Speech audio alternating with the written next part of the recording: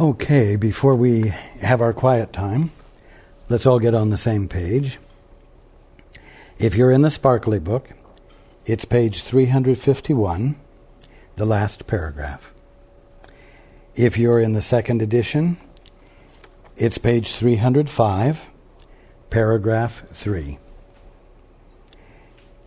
If you're in the first edition, it's page 284, the first full paragraph.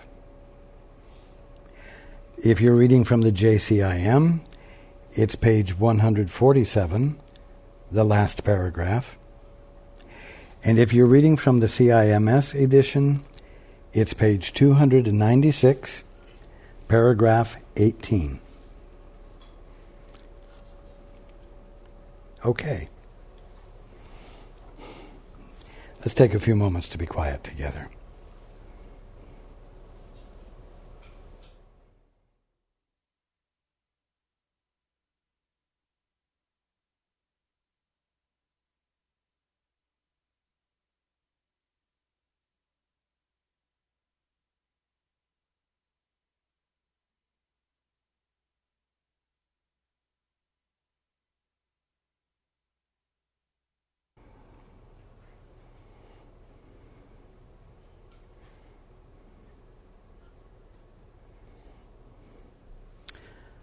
Okay.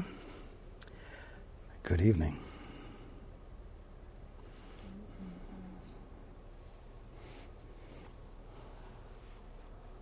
And welcome to everyone who's joining us on the internet.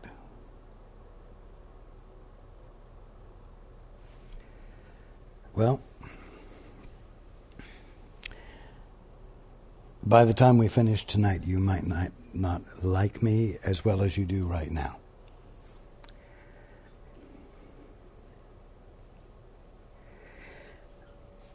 Because the material that we're going to be covering tonight is frustrating material, and I'm not going to relieve you of the frustration. I'm going to push you right into the middle of it. Because if you don't face it and you are feeling it, you won't wake up. If you're feeling it, you must face it.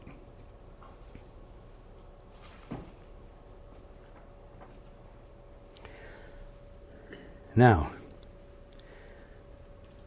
you could all look back on the time we've spent together since we first started going through the course, and you could notice that we started in 2004. And now it's 2009. And you're not awake. Either I'm not a very effective teacher, or you're very dense students, or the course is nothing but a bunch of nonsense.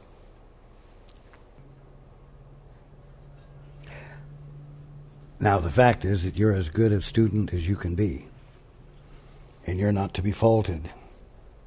I am a good teacher, and I am covering the material that needs to be covered, and giving you the steps that it takes to wake up. In the process, we've talked about the journey without distance. We've talked about the fact that the only thing ever confronting you is the kingdom of heaven, reality. Every day in what you call this mundane physical world. I've been saying, it isn't a mundane physical world, it is the kingdom of heaven, we'll say, seen through a glass darkly. The journey without distance is the journey which involves abandoning the dark glass. It isn't a matter of abandoning what you've seen through the dark glass. It's abandoning the choice to see through a glass darkly. It's a journey without distance because you're already at your destination.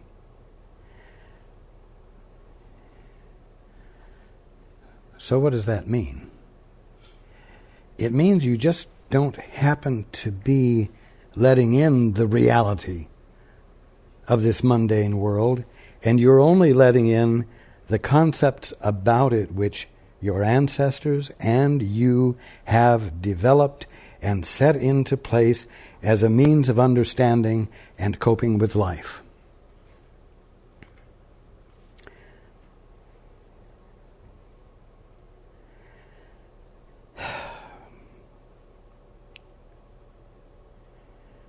I know you've heard me say that all that is ever confronting you is the kingdom of heaven, and that you need to look with innocent eyes.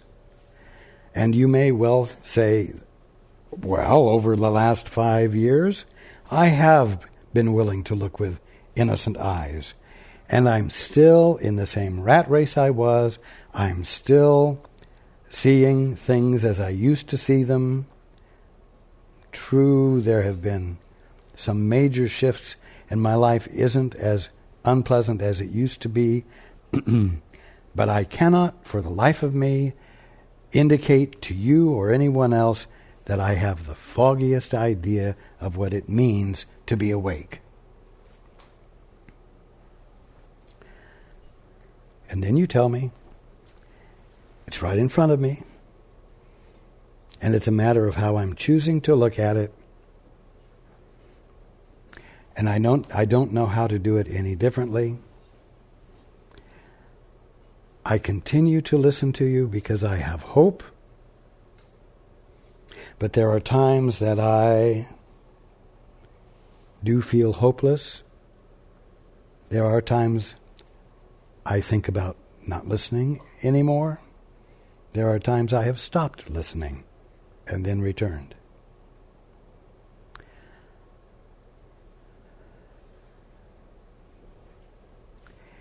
I can't be any more grounded, any more blunt, any more straightforward than this. If in your daily experience, in your experience of being, if you are experiencing suffering, if you are experiencing pain, hurt, of any sort, something is wrong. All of you feel that, and I'm telling you that that feeling is the truth. It is not you fooling yourself, imagining that life should be without suffering when in fact it is a suffering condition, and one that ends in death. That's not the truth. You could say that all ministers, all teachers of God, who tell you that you do not have to suffer, that it's not your birthright, are just playing on some unconscious desire you have to not face the facts.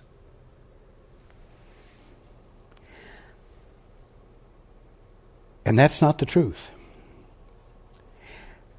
And the only way you're going to find out that it's not the truth is to persist in the face of your doubt, to persist in the face of your getting tired of not experiencing significant success at awakening.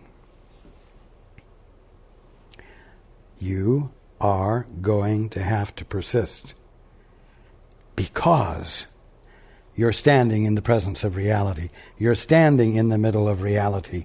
Reality is the constituting presence of you. You're not separate from it. And you're having the clear, undistorted experience of that fact is not only your birthright, it is your inevitable conclusion to this dream of existence, which has as its bottom line characteristic, suffering.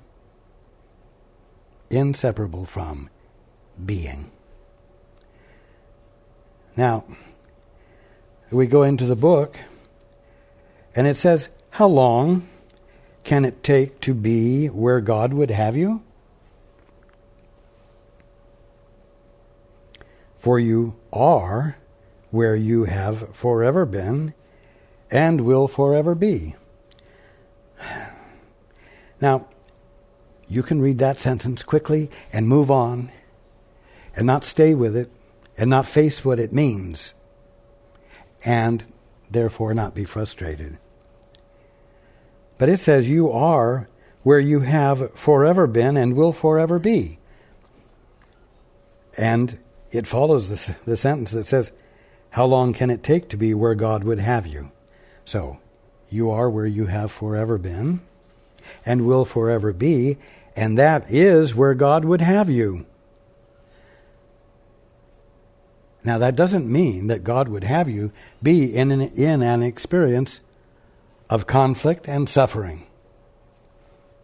It means that God would have you be in the clear, conscious awareness of reality as it is and not as you're currently experiencing it. Because that is where God would have you, and because that is where you are, then there's no process for you to go through. There's no lifetimes in which you are to refine your soul and become equal to reality or deserving of reality. There is not a process of overcoming guilt for things you did wrong that you must pay for before you can enjoy freedom and the clear, true experience of reality.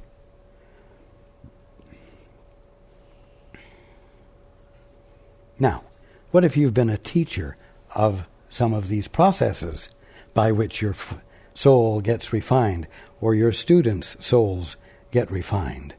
And I sit here and say that there is no process, and therefore what you've been doing doesn't fit, doesn't match, is incongruent with the fact that it's a journey without distance, that you're already there. Your soul is already pristine, unchanged from the way God created it and the way God is expressing it in this moment. You're not going to be happy with the news. And those of you who have been students of teachers, who have enjoyed the experience of doing what felt like growing, you're not going to be happy with the news either, because participating in the exercises that are a part of the process is not going to actually cause you to have the final experience hereafter, which is to awaken and to experience reality. And so, if you've made a sort of career of being on your spiritual path, you're going to have to give up your career. You're going to have to give up what you perceived to be your reason for having hope, and your reason for moving forward, and your reason for simply getting up in the morning with expectancy. Now,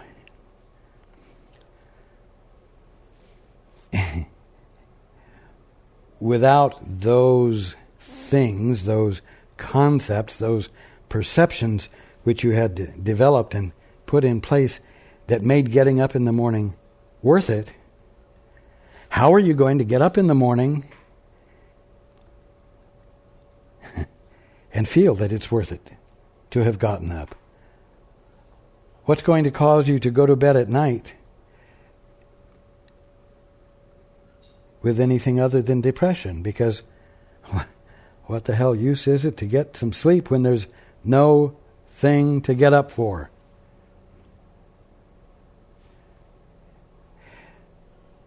if you can't engage in the thing that establishes in your mind a sense of worth,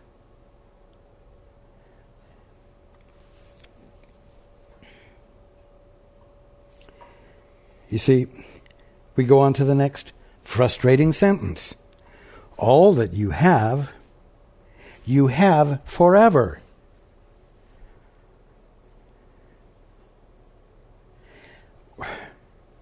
That's not very satisfying. You probably are at a point where you read that, all that you have forever, and you recognize that all that you have is in actuality more than what you're presently experiencing. So there's a little bit of room for expectancy there and a little uplift within you, All that you have forever. But even so, after everything that you have done, to try to get yourself in the place where you can experience that, you're still not experiencing it.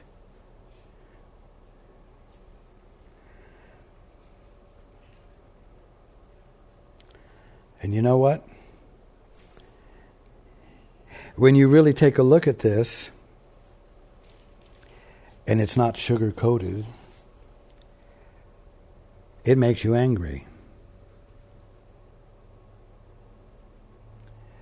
Not only is it hard to have a reason to get up in the morning without expectation of anything wonderful,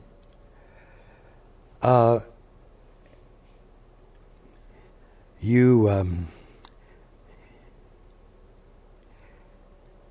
find it worthwhile to become upset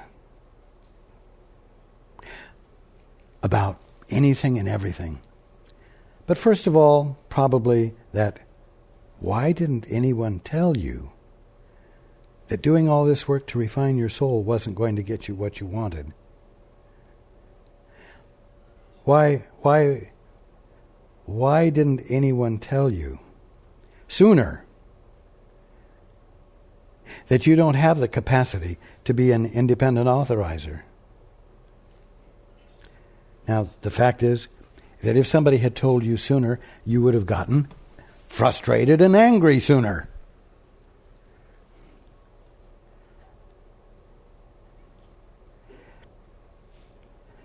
You see, none of you realize the degree to which you have been conditioned and the degree to which you have conditioned yourselves to find purpose for being in nonsense.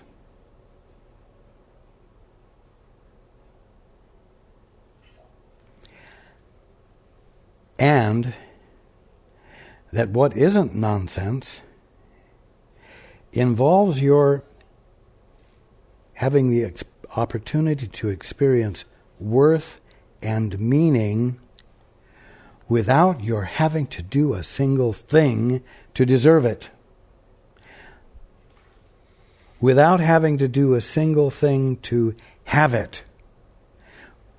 Without being able to do anything that you can take credit for and yet still have it all.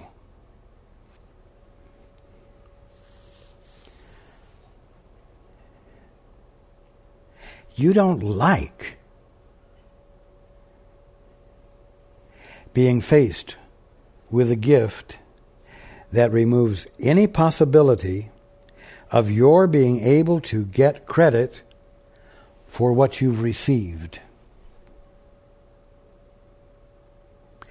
And I'm telling you that as you get close to an awareness that the only step there is in the, quote, process of awakening is yielding and saying yes to God,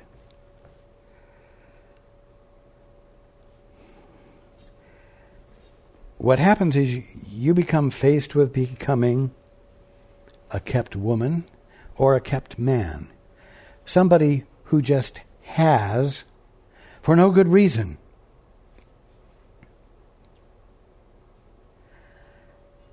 And if achieving your good as what has given you meaning, you're going to see this step as entering into a meaningless experience. Now, I have to tell you this clearly so that you might be willing to purposely and consciously step into this apparently meaningless experience so that you might actually have the experience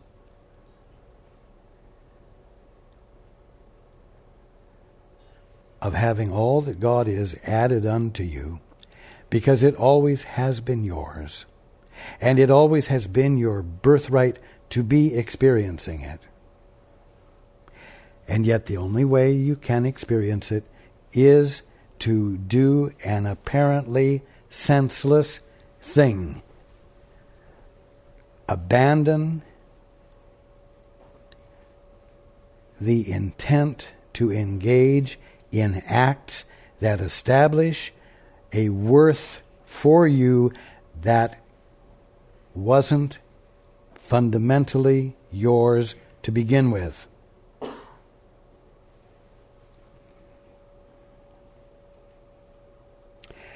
Continuing, the blessed instant reaches out to encompass time, as God extends himself to encompass you. Now what this blessed instant, again, let's remember, it's not a point in time. It's not a moment in time. It is a place in you where there is a willingness to engage in the act of yielding and saying yes to God. In other words, being willing to shut up and become attentive, listening, with a desire to be infilled with God's perspective, which is the undistorted experience of reality, the undistorted experience of the kingdom of heaven, which you have been looking at and calling the earth and the universe a material universe that began from a big bang and had nothing to do with God. So this blessed instant of willingness to yield and say yes to God reaches out to encompass time.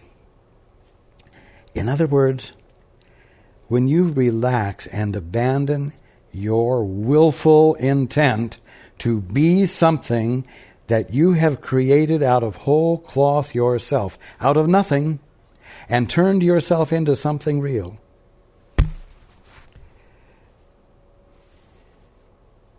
when you abandon that and allow yourself to be in the emptiness of no willful act whatever,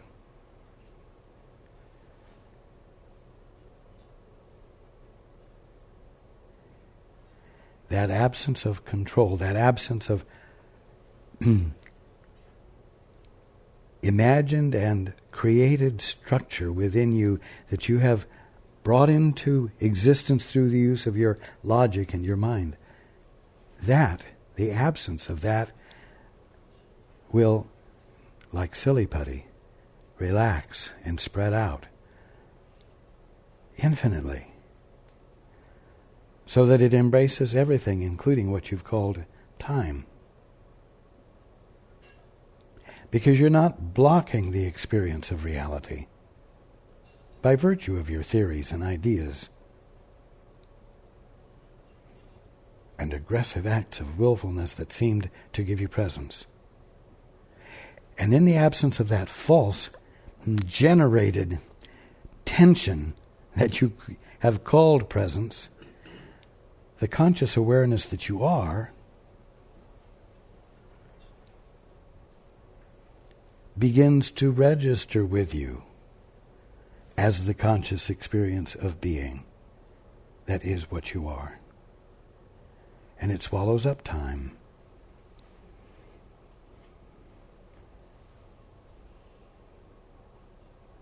Now God extends himself to encompass you. But that's not special. That's not something that happens at a particular time. God's extension of himself to encompass you is called creation.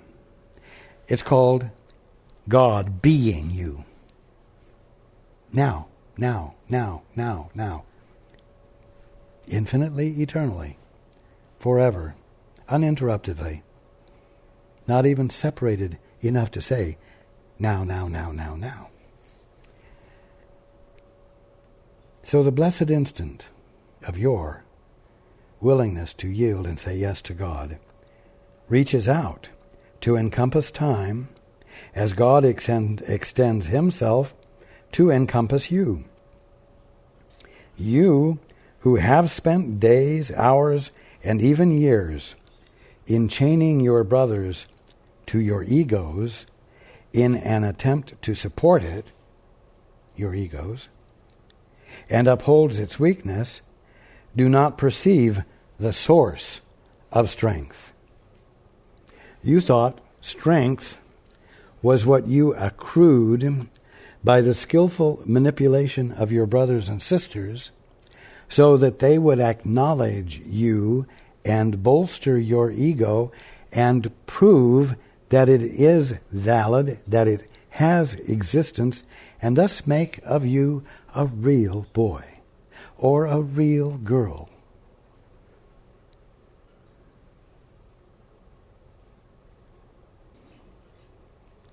But that's not strength.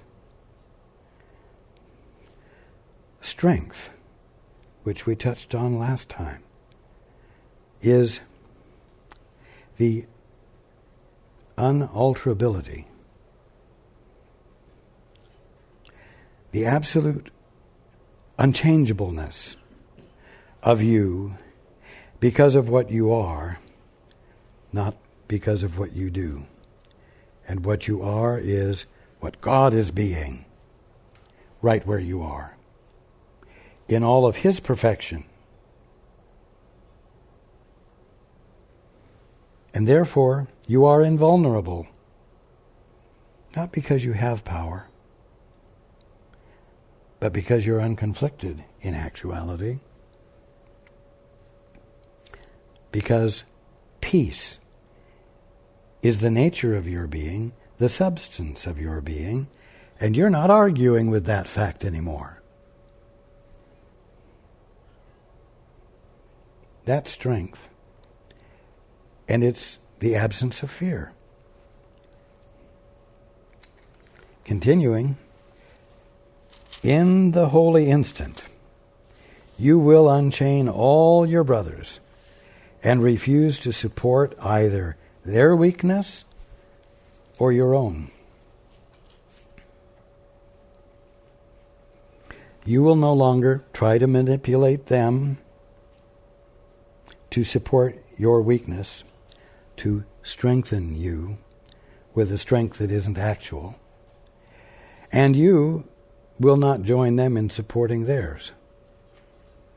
Now, we've talked about this before, and some of you have had the feeling that what I meant was that in not supporting another's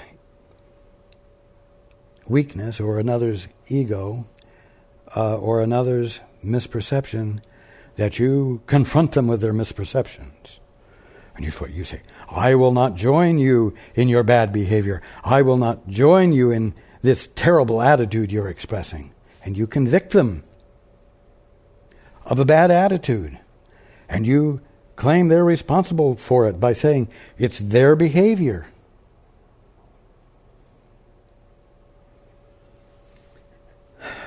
That's not how you refuse to support their weakness.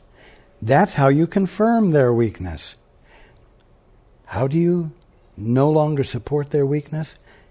By stopping in your tracks when another invites you through bad behavior to respond to them and bolster their ego by either getting mad at it, angry with it, and creating friction that seems to create a sense of presence, or with false praise for the bad behavior.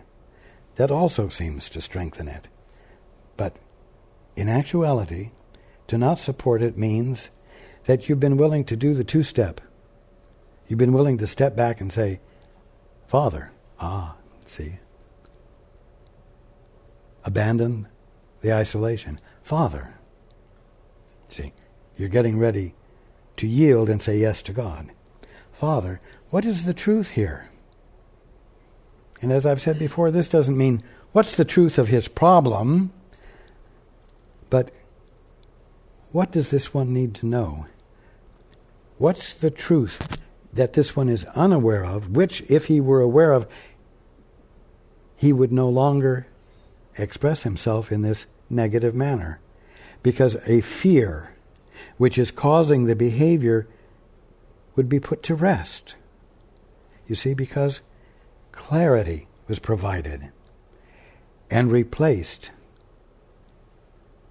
that which elicited the negative behavior, the call for love, instead of the expression of love.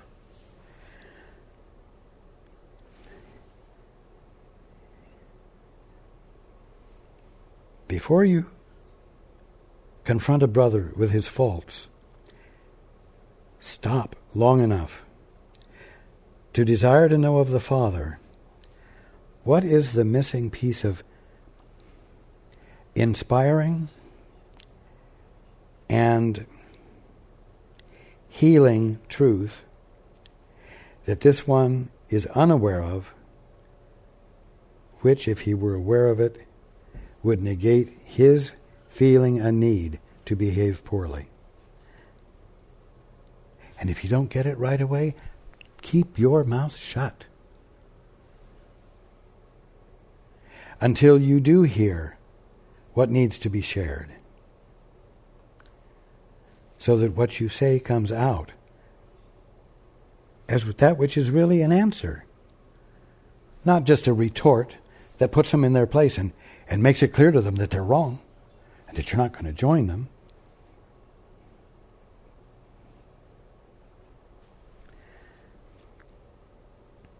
Continuing, you do not realize how much you have misused your brothers by seeing them as sources of ego support.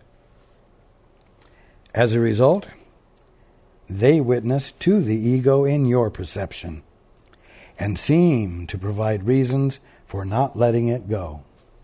Well, of course, anytime your ego gets supported, you are very appreciative, and you're not really about to let go of that brother who ignorantly is supporting what doesn't really work for you and really keeps you ignorant of the truth about you that is a birthright of fulfillment beyond your wildest expectations.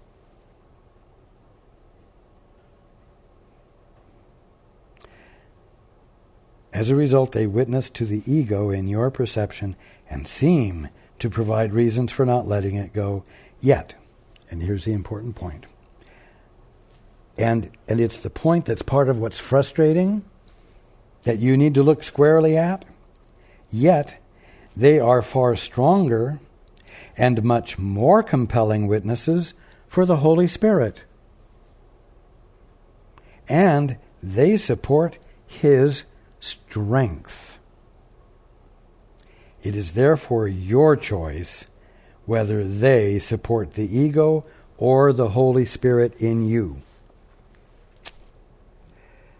You see, it's therefore your choice how you're going to see them. And we've brought out in the course that it's very simple. Your brother is always doing one of two things: expressing love or expressing a call for love. The expression of a love is recognized as loving. A call for love is recognized as bad behavior. A call for love is attack in one form or another. Disrespect in one form or another. Directed at you, directed at anyone else other than the one expressing the bad behavior.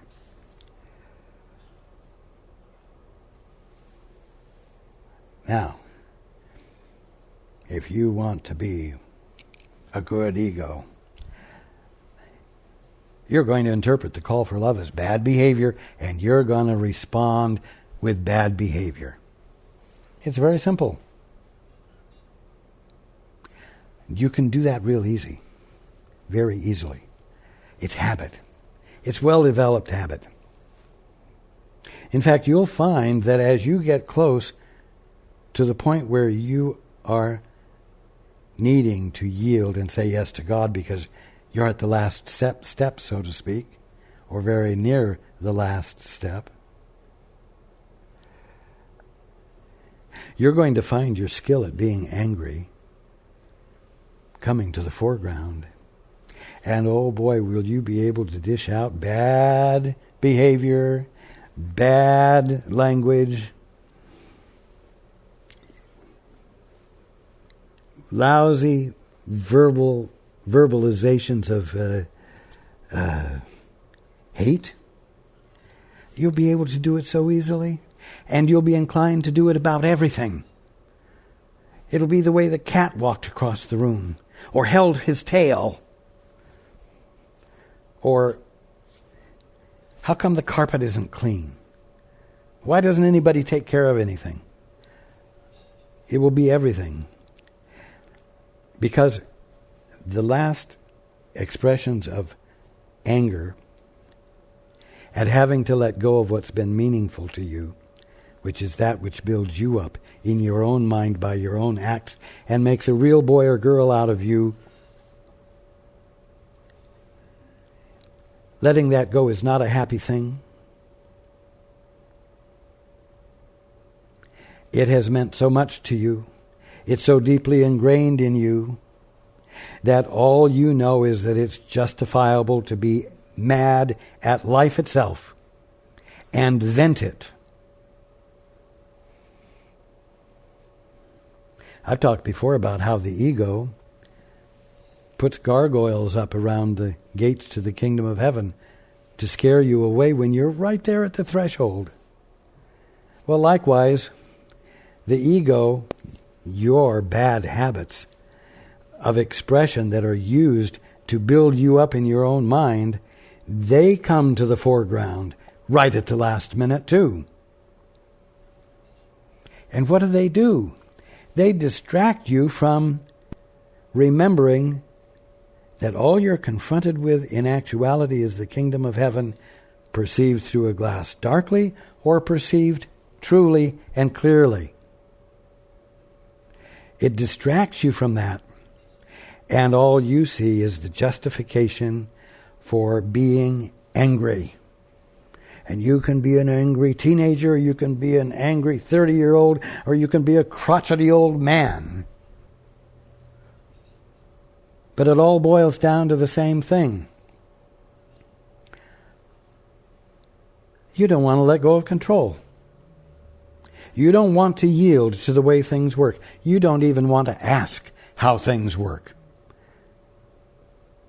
Because you want the satisfaction of determining how things work through your own hard study and your own efforts so that you can take the credit, and so what?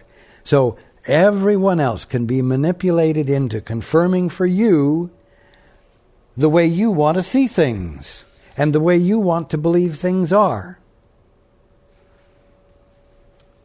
You misuse everyone to support your ego. Now, I'm pointing out to you here that when you come to this frustrating point that we're talking about, it's because you're at a threshold. You're at an important threshold of waking up.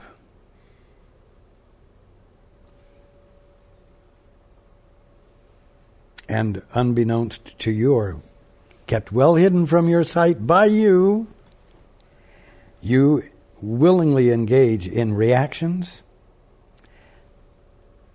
anger, venting your frustration, and just generally being unpleasant, difficult to be around.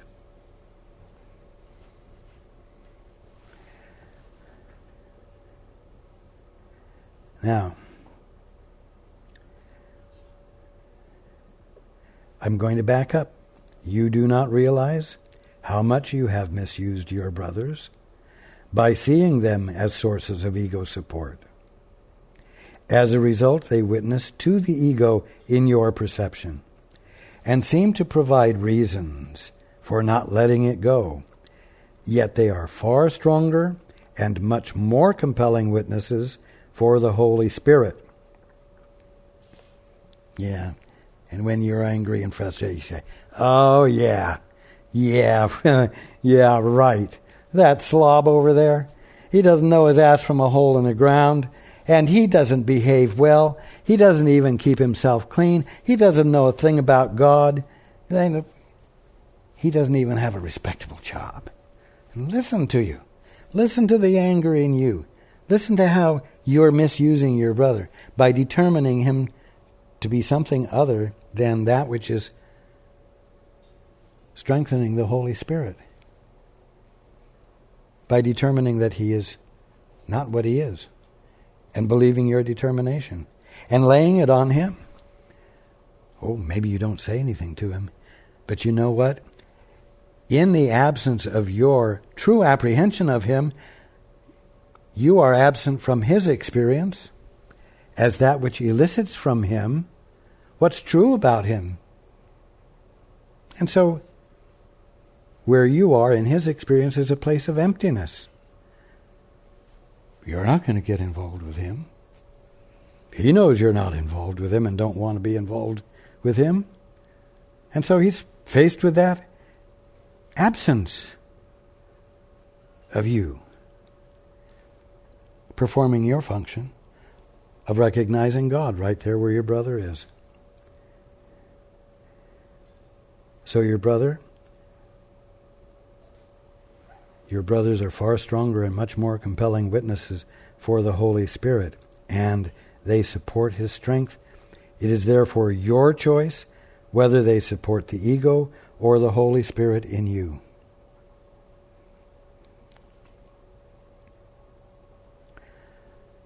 When you are willing to look at your brother or sister who is expressing a call for love, which means expressing bad behavior,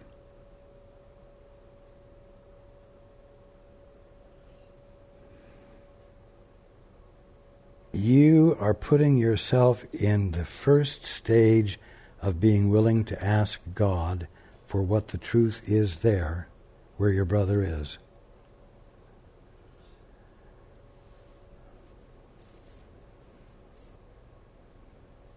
You're taking the first step of yielding to the Father and saying yes to God.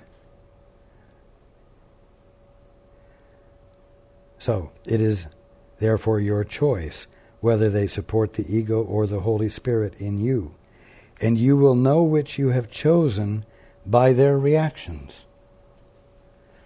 A Son of God who has been released through the Holy Spirit in a brother, if the release is complete, is always recognized.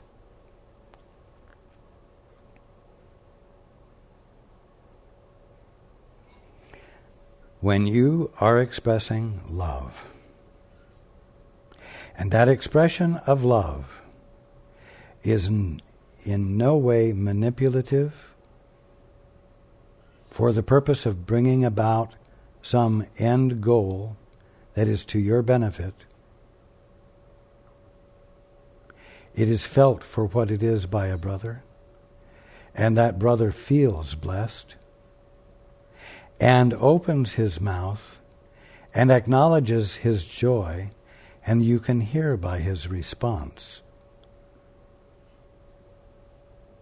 what you have given and where you've been coming from. Now, what you really need to understand is that just as with God, who is extending all that he is to you, who would have you be where he would have you be, and therefore you are where he would have you be, the fact that he extends that to you doesn't mean that you've recognized it yet. And you can still walk around saying, wait a minute, I get the picture, intuitively I'm sensing something that's different from the way I feel and the way I believe, and maybe indeed it's inspiration coming from the Father. But, I'm going to have to contemplate this. I'm going to have to measure this according to my best theories and my calculations.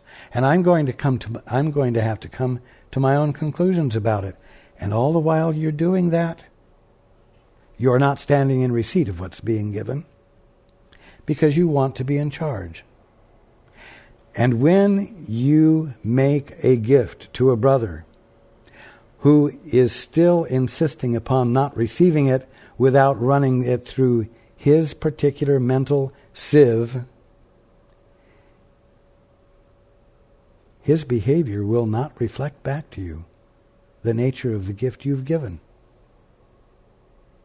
And it doesn't mean you've done it wrong. It doesn't mean you could have done it better. The brother who sees your love and is blessed by it, feels blessed by it, and raises his voice in appreciation of it,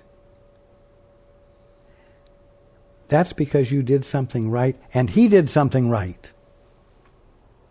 And the one to whom you extend the love, who still treats you poorly, it means you did something right and that other one hasn't done something right yet and still has learning to do, still has yielding to do. He's simply not yet at the point where he's willing to yield and say yes to God.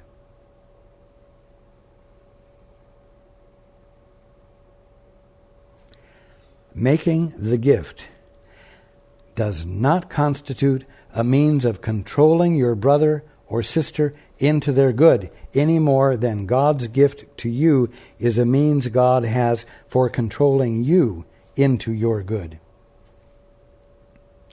Understand this so that you don't frustrate yourself further. When you read, you will know which you have chosen by their reactions.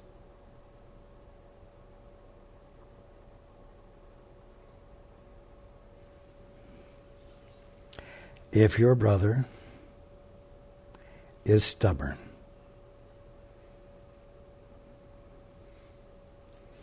and has not released his stubbornness, it means there is further listening for you to do to find the key log in the log jam. But don't let the lack of recognition of your gift cause you to doubt yourself and abandon the giving of the gift. Now, a son of God who has been released through the Holy Spirit in a brother, if the release is complete, is always recognized. Again, what you must understand is that your gift contributes to the release, but your brother has to participate in the release, just as you do. You have to participate. It's the Father's good pleasure to give you the kingdom. Oh, you've heard it, you've heard it, you've heard it. But you won't experience the receipt of that gift until you are willing to say yes to God. You have to do your part. Your brother has to do his part.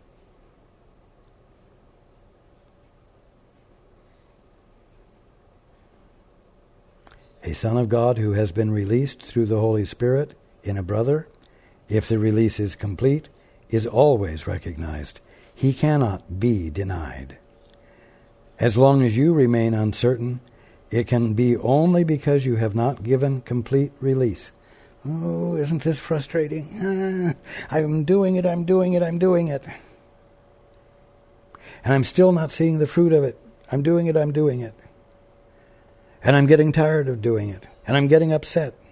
Because supposedly this is a journey without distance.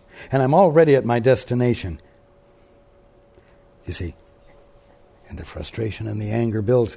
And you become a massive block to your awakening by that use of your mind, of your being.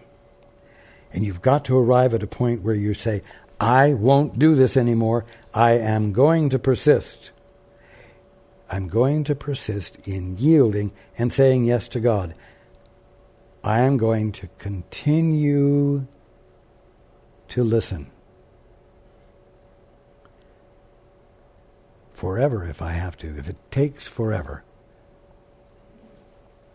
When Paul first reached out for guidance, it didn't come instantaneously. And he had to do it for many days. Many more days than he thought he ought to have to do it. Many less days than a lot of people. But the point is that when he arrived in his experience at a situation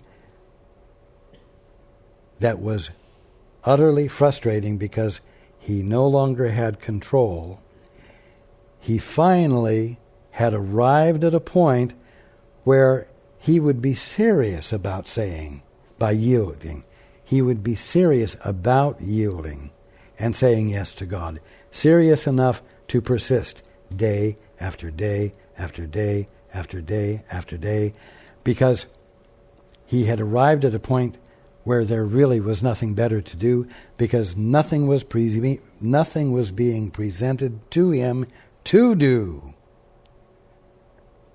He was unable to control or be in charge of anything in any practical, helpful way. And so, in that circumstance, he became very practical. And he said, if I have to sit for a year listening, I will sit for a year listening without impatience, without trying to twist the universe's arm for a quick result. You see what we're talking about here? We're talking about being faced with an experience of suffering in one form or another, which you are feeling within you truly is not your birthright, is not appropriate, is not justifiable. And yet you seem to have no way to become free of it. Well, as long as you think maybe it isn't absolutely required yet, you'll play around, you'll fool around. You don't have to. You could go ahead and be as diligent as you ultimately will be when you arrive in a position that Paul was in, where you have no means of control no matter what you try, and you finally realize that you got to ask for help from God. And nothing else will work. And you'll engage in nothing else because it won't work. And so you yield and you say yes to God. And maybe you say yes, yes, yes, day after day after day. Until you're saying yes without impatience. Until you say yes without frustration. Until you say yes without justifying any emotional energy being interjected into the process, except allowing, being willing.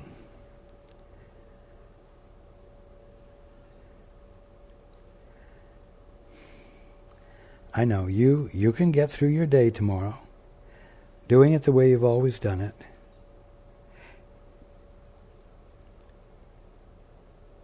Or you can decide that tomorrow is the day that you're going to begin acting as though you don't really have any other choice, and you are going to ask God, moment by moment, what's the truth here? What do I need to know here? What should I do next? I will willingly be your puppet, Father. I yield to you.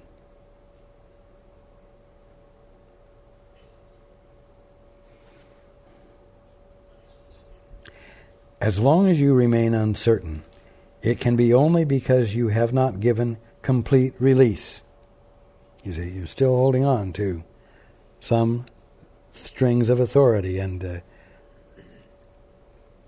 practice of manipulation relative to your brother.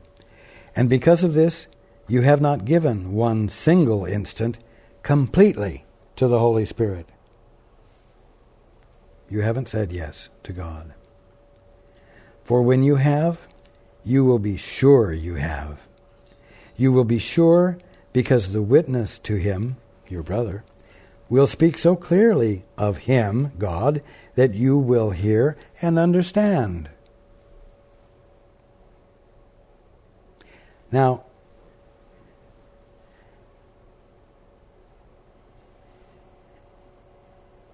I must say this. Do not frustrate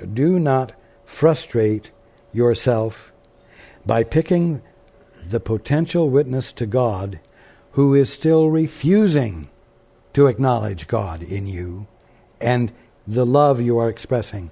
Stop choosing that person or that kind of relationship as the measuring stick of your devotion and, quote, your success in the process of waking up. Persist with those who are resistant, and those who recognize the love, who are moved and whom you can see are healed in the process. Rejoice with them. Let their recognition embrace you and confirm to you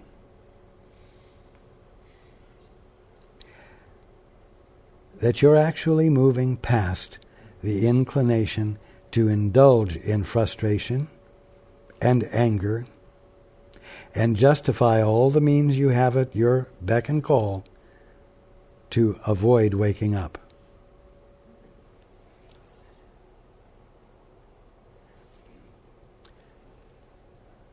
This is a difficult subject. But to frustrate you further, just remember that the difficulty is relative to a journey without distance. The difficulty is relative to